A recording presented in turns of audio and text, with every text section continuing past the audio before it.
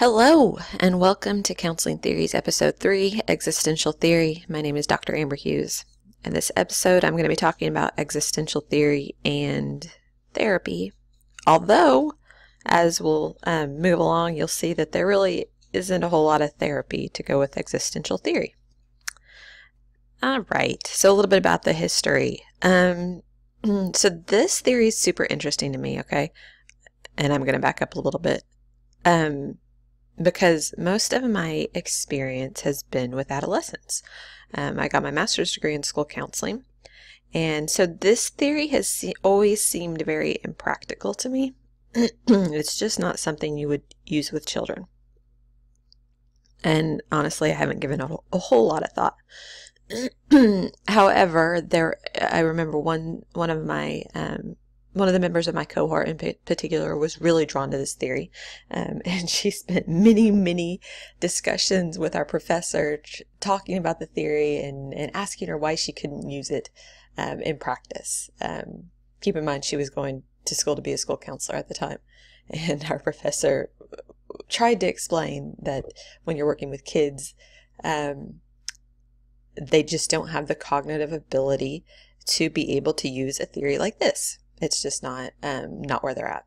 And I remember kind of chuckling at those discussions because, of course, you wouldn't use this theory with kids. Of course you wouldn't. Fast forward to now that I'm a counselor educator, and most of my students just don't spend a whole lot of time thinking about this theory, except for one or two. There's always one or two students who are just really drawn to it. And I just find that fascinating. However, as I was reviewing the Corey text, one of the comments or one of the statements that was made about the theory really fit with me, and I think this may help those of you who are drawn to this theory. But again, there's not a whole lot of practical aspect to it.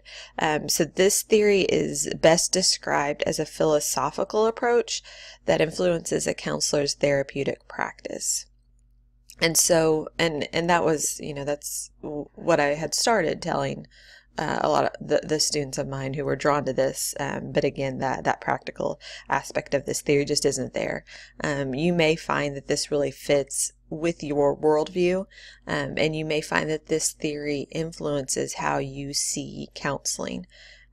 Likely you're going to need to pull in some of the theories that are heavier on skills and practical aspects in order to make this work in a counseling environment, particularly if you're going to be working with younger kids.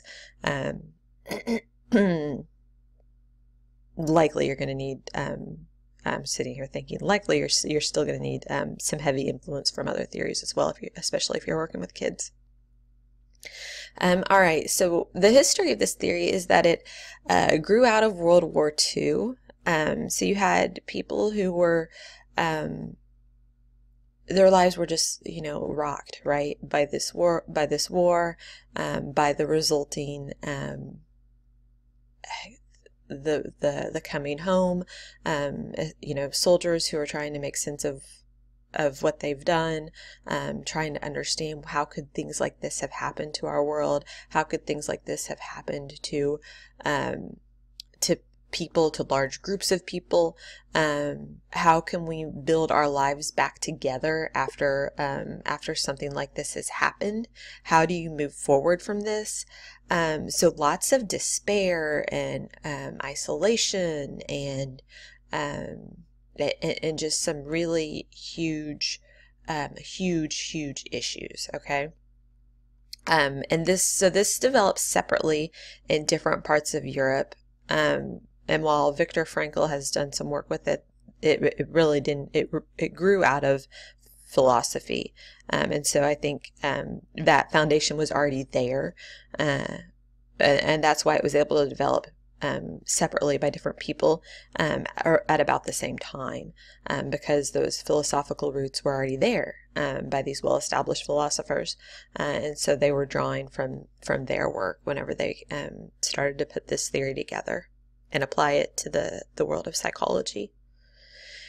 So a little bit about the view of human nature from the existential approach or theoretical orientation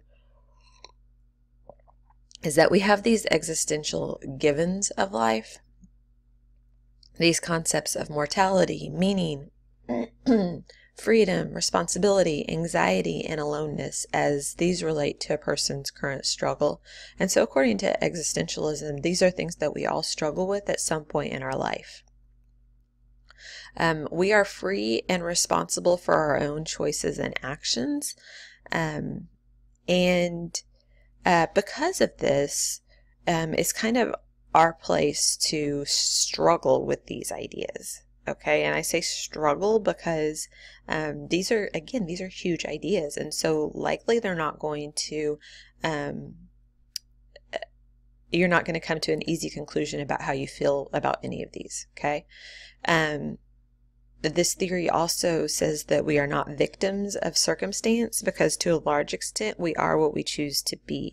And so you'll see what I think is also interesting about this theory is you'll see these huge major concepts that we're tasked as people, as humans, with coming to terms with. So kind of developing our own personal framework for how we view these things, but also this focus on action, right? Which is not unlike Gestalt theory, that focus on action and choices, and really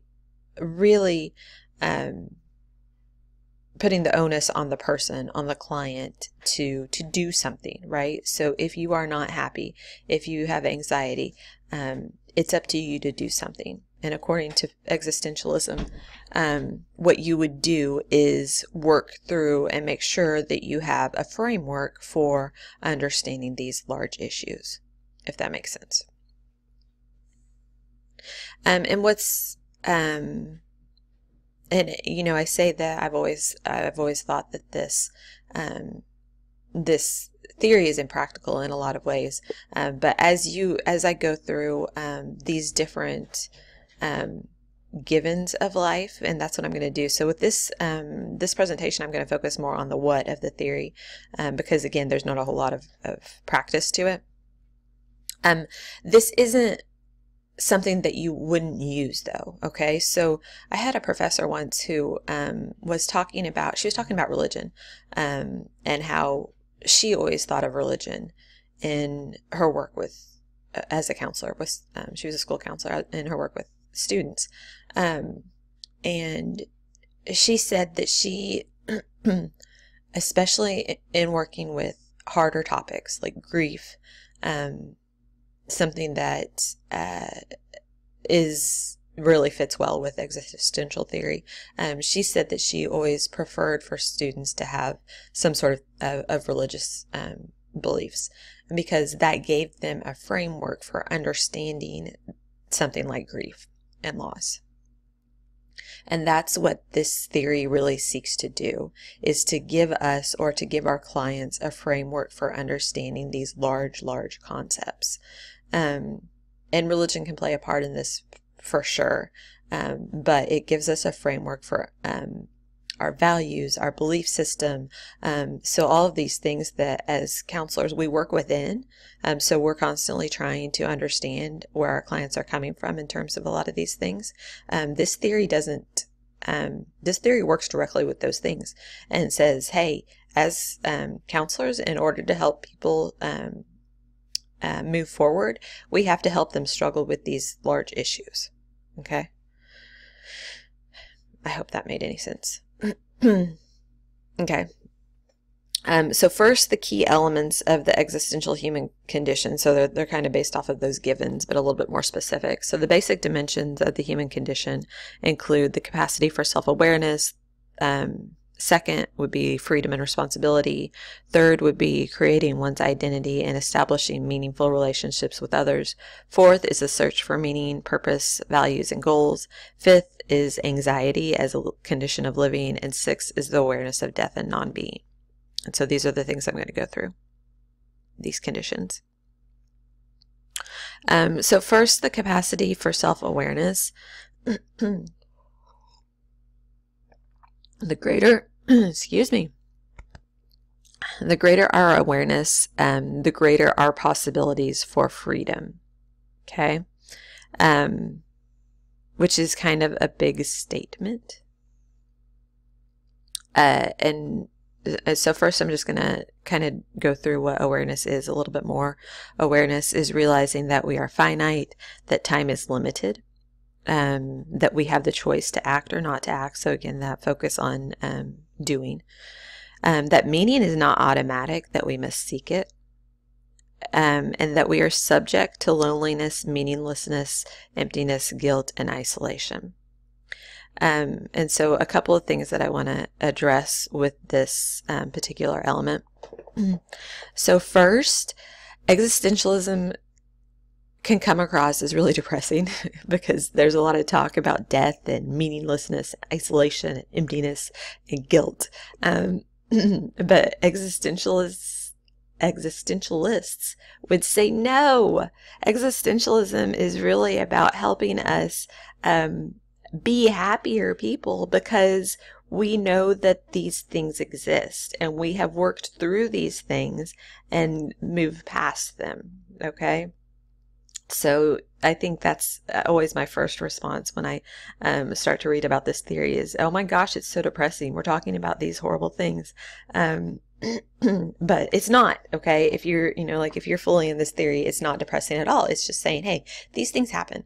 And what are we're going to work with them and we're going to come to terms with them. And then we're going to move past them and we're going to see that we're better people because of those, because we've done the work. Okay. Another thing that this brings up for me is something that I've really thought about more and more. I think the older I've gotten. So it's this idea in the United States of always being happy and always being okay. And if you think about maybe some of the counseling work you've done, it's hard to really get at the root of problems, I think, because people are kind of conditioned to say, oh, it's fine, I'm okay, don't worry about me. This idea that we have to be happy all the time. And that's unique.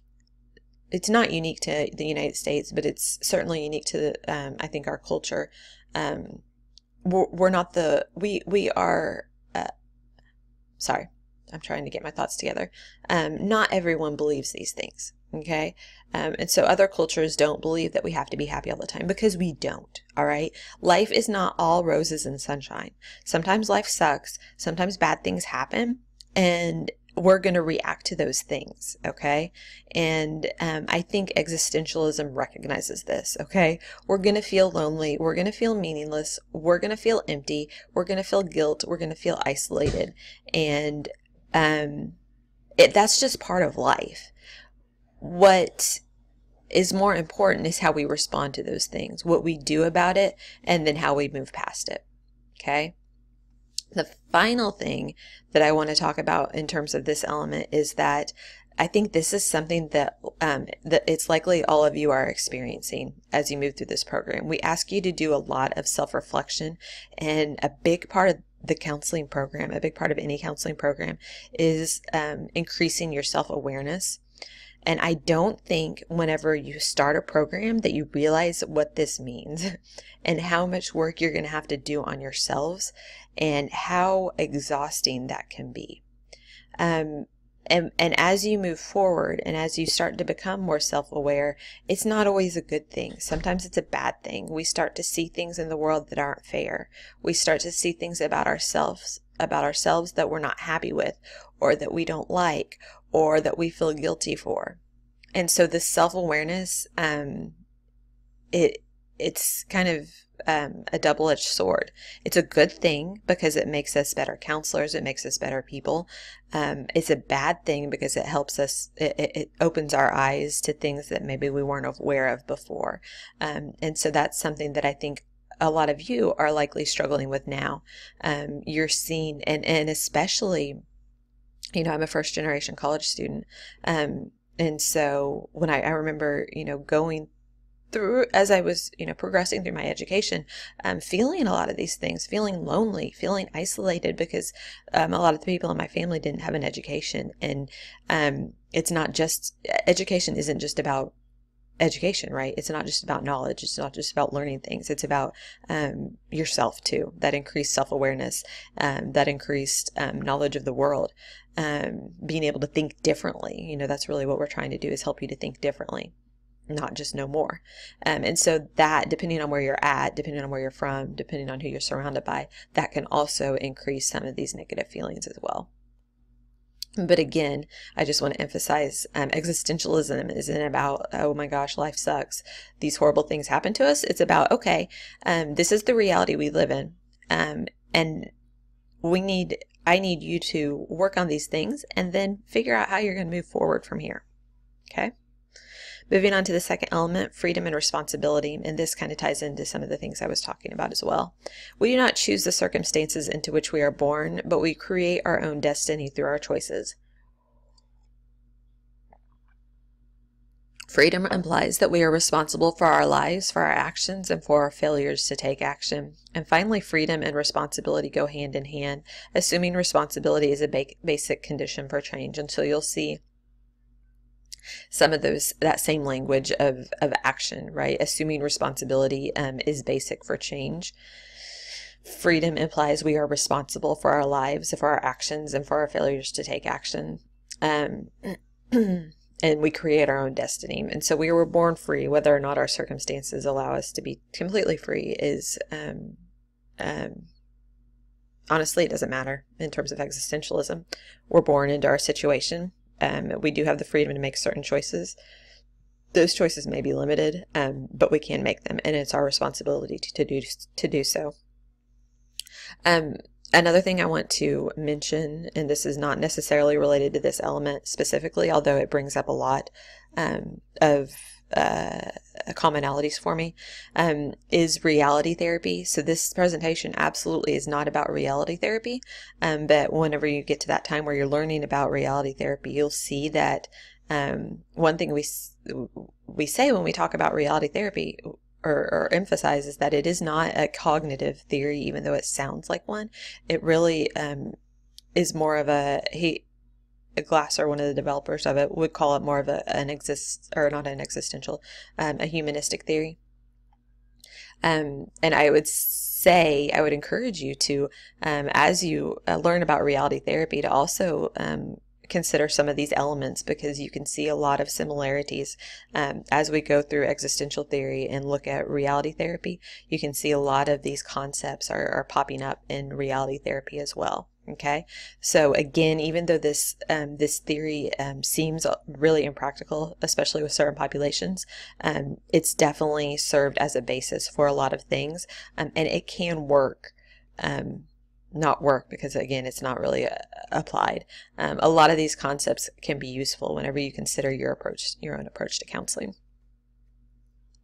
The next element is identity and relationship. So identity is the courage to be, and we must trust ourselves to search within and find our own answers. Our great fear is that we will discover that there is no core, no self. Being existentially alone helps us to discover our authentic self. And so again, that idea of aloneness pops up and says, hey, isolation, aloneness, these negative things can actually help us move forward to be more authentic. Okay. So again, it's that idea of these things are here, these things are real. There's no reason to sit around and be sad about them. Instead, let's see them as kind of a catalyst for moving forward.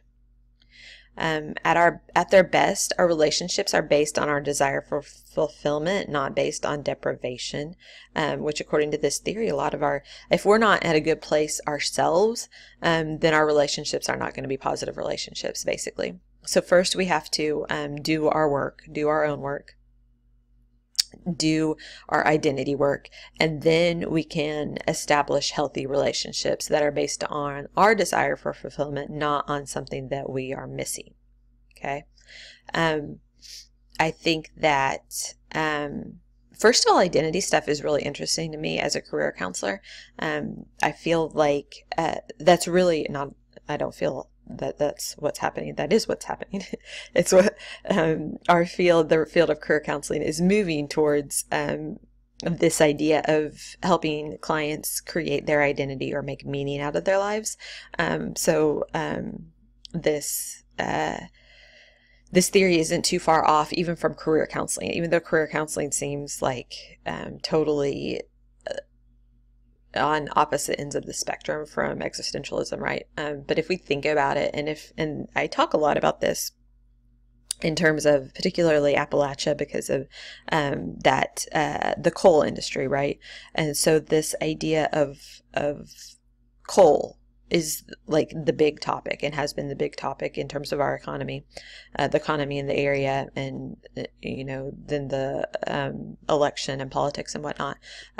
This idea of coal is, and what interests me about it is that the reality is, in terms of the economy and in terms of how we look at careers, just looking at kind of the facts, right? The fact is that coal is gone. It's not coming back. It was never really booming, right? It boomed early on, like way early on, like 50 or so years ago, and then it's been steadily on the decline since then. So it's not, it's just not there. It's moving towards automation, and it's actually, the industry is moving more out west. But what interests me, what fascinates me about this is that, first of all, it has become such a hot topic, right? Such a large topic. And second of all, the fact that it is not, it seems to me, and this is totally my perspective as someone who does career counseling and is considering what careers mean to us. Coal has become more than just a job, especially in Appalachia, right? It's about identity. It has become about making meaning. It has become more than just a job for a lot of people, and I think that that's why so many people are tied to it. And so, when I think about doing career counseling with individuals, particularly in an area like this, it's not about helping them find something else, because even if they find another job, they're still going to identify as being a coal miner, or being a coal miner's daughter, or my dad was a coal miner, right? So there's this long line of meaning tied to it, and I talk about this because identity is important to us, and we have different levels of identity, right? This is a concept that's really been broken down in counseling and psychology. We have our career identity, we have our sexual orientation identity, right? So we have all this identity work that we have to do, and it's real. Okay, it's like totally out there, right? It's an existential topic. This is, we're talking about it in existentialism, but it's very real, and it's something that we work on. We work with people on their identity quite a bit. Okay, so again, this theory seems kind of it is very philosophical, and so that can be hard to grasp, but these are still concepts that we are struggling with as counselors and are helping people struggle with. The search for meaning is the next element. This is a distinctly human characteristic. That's the struggle for a sense of significance and purpose in life. Logotherapy is the practice of helping people make meaning. It can provide the conceptual framework for helping clients find meaning in their lives. Meaningless in life can lead to emptiness and hollowness, which is an existential vacuum. Again, such harsh negative words. An existential vacuum. But it's true. And going back to my example of coal and what it means to people, I think it means it becomes particularly important to people who are unemployed. And so when we're looking at, again, I'm a career counselor, so this is where I'm at, right? So bear with me as I use these examples. But when we look at unemployment, it has a lot of implications in terms of mental health and in terms of who we are, right? So for a lot of people, career gives us meaning. It gives us identity. It is who we are. If you think about how you identify yourself right now, maybe you don't identify as a counselor yet, but you will. I'm a counselor educator. I'm a counselor. I'm a career counselor. That's who I am. It's become part of my identity, and it is how I make meaning out of my life. We make meaning out of work. And so when we don't have work, it can be really hard for us to feel like we have a purpose. And I think that's where a lot of people tend to cling to the idea of coal as their meaning, right? This is what I do. It's extremely hard work. It's extremely challenging, but that's part of who I am. I am a coal miner, and I'm doing something for people. I'm giving people energy.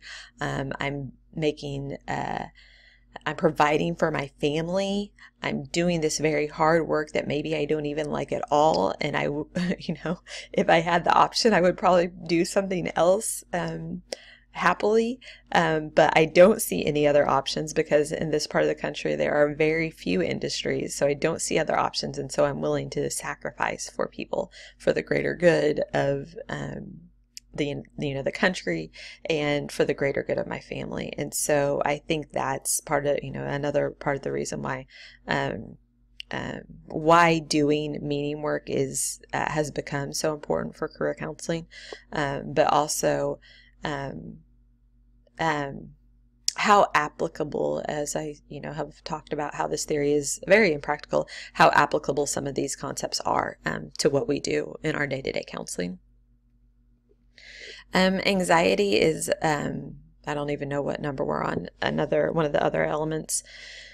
Existential anxiety is normal. Life cannot be lived, nor can death be faced without anxiety. Okay, so again, it goes back to that idea that life is not all rainbows and sunshine. Sometimes people are anxious. Sometimes we have to struggle with things, especially as we're, developing and growing. And there's an amount of anxiety that's normal. When we talk just about anxiety and stress, there is healthy stress, right? Healthy anxiety, normal anxiety, right? So maybe it's not healthy, maybe it's not good.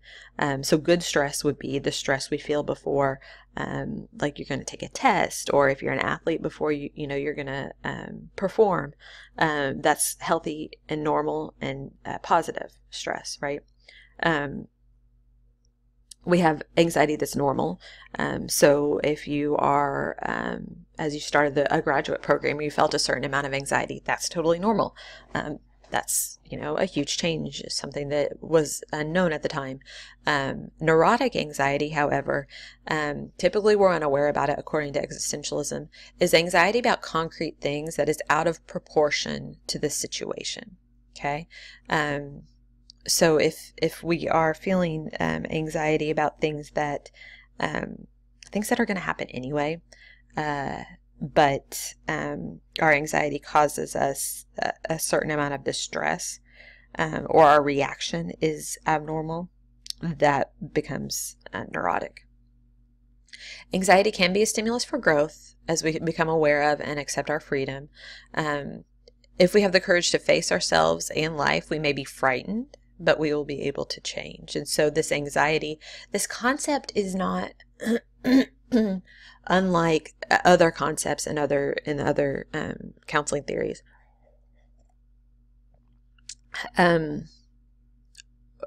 When I talk about change a lot, so what we do as counselors is we try and help people change. Change is scary. Change is hard. And so that makes counseling one of the hardest things to do, I think, is because you're trying to get someone to change. You're trying to motivate people, and that can cause a lot of anxiety. And that anxiety, again, is normal. It's whenever that anxiety is inhibiting us or keeping us from changing, that it becomes a problem in and of itself. Okay, so we have this normal result of a process that can be scary and hard, which is anxiety. Anxiety is the normal result. When anxiety gets in the way of our normal living, that's when it becomes a problem in and of itself. And then finally, an awareness of death and non-being. So again, talking about hard things, right? What's up, existentialists? Death gives significance to living. It is necessary to think about death if we are to think significantly about life. Think about, that saying, live like you're dying, right? That's kind of that's essentially what this is saying, right? If we think about death, then we're going to be able to live a fuller life. Our awareness of death is the source of zest for life and creativity. So as we are aware of death, we can be more creative and live a happier life. And we can turn our fear of death into a positive force when we accept the reality of our mortality. And again, I would just say, first of all, that this fear of death is not prevalent in all cultures. It's certainly not unique to the United States, but keep in mind that not all cultures think of death as a bad thing, right? I know people who don't think. I have huge amounts of anxiety around death. I can't think about it without getting butterflies in my stomach and feel like I'm having a panic attack, which I probably am. But I know people who don't have those same strong emotions around death. My mom, one of my best friends who I went through the PhD program with, she did a lot of grief work and a lot of work with people in hospice care. And so there's certain people in my own life who don't have these strong feelings about death. They just see it as a fact. It's not necessarily a negative thing. I'm going to die, and they're fine with that. And that's what this existentialist approach says. It's a fact of life. It doesn't have to be negative. Instead, we can turn it into a positive and live life more fully, knowing that we're going to die sometime. In terms of, okay, so I don't, again, this presentation was a little bit different because I didn't talk about the practical aspects of this theory because there aren't a lot of them. In terms of goals, our goal is, like the other humanistic theories, so like person-centered and like Gestalt, we're working on the person. We're not working on any issue in particular. Okay, so the goal of existentialism is to help people work through these major concepts. So the work is on the person, again, with these theories, with this group of theories, and not on an issue. You would use techniques from other theories. You would use basic counseling skills to do this work. So there's not a lot been outlined in terms of how this applies to counseling. You would just use pieces from other things to help you do it. In terms of diversity, some strengths is that this does not dictate a particular way of viewing or relating to reality. So you're just helping people come to terms with these issues and helping them figure out what they mean to them. Okay. It has a focus on universality and on the human experiences that transcend boundaries that separate cultures. So it's really looking at humans as people, right? And your culture may help give you a frame of reference, but it's not these ideas are not unique to your culture, if that makes sense, according to this theory. It considers the degree to which behavior is influenced by social and cultural conditioning. Some weaknesses is that the approach may be excessively individualistic and insensitive to social factors that cause problems. Social injustices may lead clients to feel patronized or misunderstood if the therapist too quickly conveys that they have choice in improving their lives. Some people just are in really crappy circumstances, and so if you don't address those, and you just do kind of this larger scale meaning work, it can be a challenge. Again, go back to Maslow. Think about Maslow's hierarchy of needs, right? If someone's trying to figure out where their next meal is going to come from and you start talking about these big concepts, they're going to be like, seriously? I don't have time to worry about those things. And finally, some clients may prefer more concrete direction. So again, just to kind of reiterate, this theory is a philosophical approach that may impact some of your work. Likely you're going to need to pull in other concepts from other theories to make it practical. Some of these concepts I would encourage you to consider, again, particularly if you're working with clients who are in challenging circumstances. Be aware of like Maslow's hierarchy of needs whenever you're working with them, because some people just can't do this kind of work if they're at a certain place in their life. And I would also encourage you to really think about some of these concepts and how they apply to our day-to-day life, and also how some of these pieces show up in some of the other concepts that we talk about, not just in theories, but in human development and in other areas, like I mentioned, career counseling. We're seeing some of these concepts coming up for us as something that's important for us to do in counseling. So as I know I started off saying this is an impractical theory.